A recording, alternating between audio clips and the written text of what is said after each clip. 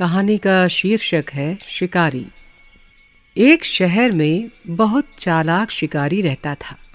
उसे हिरण का शिकार करने का बहुत शौक था।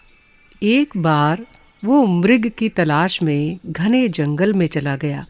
रास्ते में उसे बहुत बड़ा सूअर दिखाई दिया।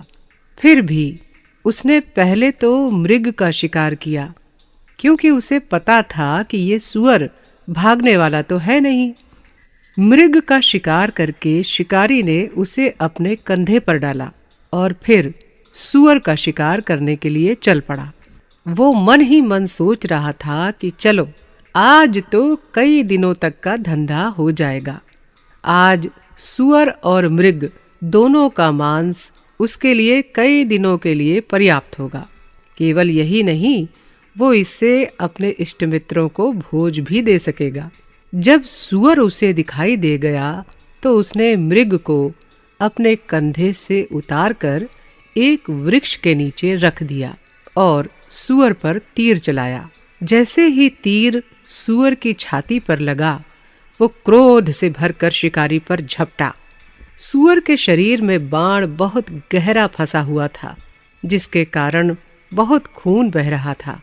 फिर भी वो मरने से पूर्व अपने शत्रु से बदला लेना चाहता था। मनुष्य की जब मृत्यु आती है तो कोई न कोई बहाना लेकर ही आती है। किसी न किसी बहाने मृत्यु प्राणी को अपने साथ ले जाती है।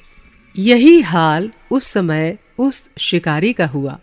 सूअर ने क्रोध में अंधा होकर उस पर इतना प्रबल आक्रमण किया कि शिकारी धरती पर चित गिर गया। धरती पर गिरते ही उसके मुंह से अंतिम चीख निकली। सूअर भी उस शिकारी के साथ ही तड़पने लगा। उसका भी अंतिम समय आ गया था। दोनों की लड़ाई से घबराकर वृक्ष की जड़ में रहने वाला सांप जैसे ही बाहर निकला, वो सूअर के पांव के नीचे आकर मर गया। इस प्रकार उस वृक्ष के नीचे 4 शव पड़े थे। एक शिकारी का, दूसरा मृग का, तीसरा सूअर का और चौथा सांप का। संयोग से एक गीदड़ वहां आ निकला। उसने 4 शव इकट्ठे देखे तो चकित रह गया। फिर मन ही मन प्रसन्न होते हुए वो सोचने लगा कि ऐसा सुयोग तो जीवन में बहुत कम आता है कि किसी को एक नहीं 4 शिकार एक साथ मिले हों।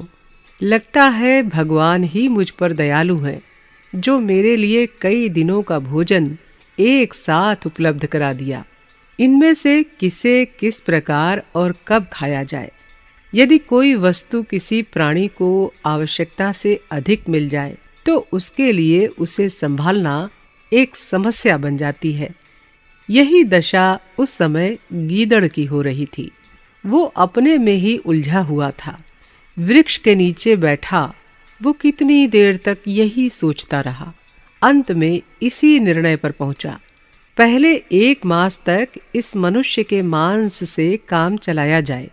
दूसरे मास में मृग और सूअर का मांस खाना आरंभ किया जाएगा।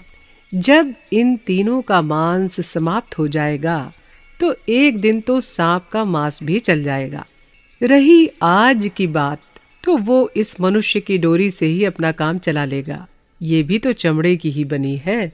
लालची गीदड़ ने ये सोचकर अपने तेज दांतों से उस धनुष की डोरी को जैसे ही काटा, उसके कटते ही धनुष की लकड़ी बिजली की सी गति से टूटकर सीधी गीदड़ की छाती में धंस गई। इससे पहले कि गीदड़ सांस ले पाता, लकड़ी उसके शरीर के आर पार निकल गई।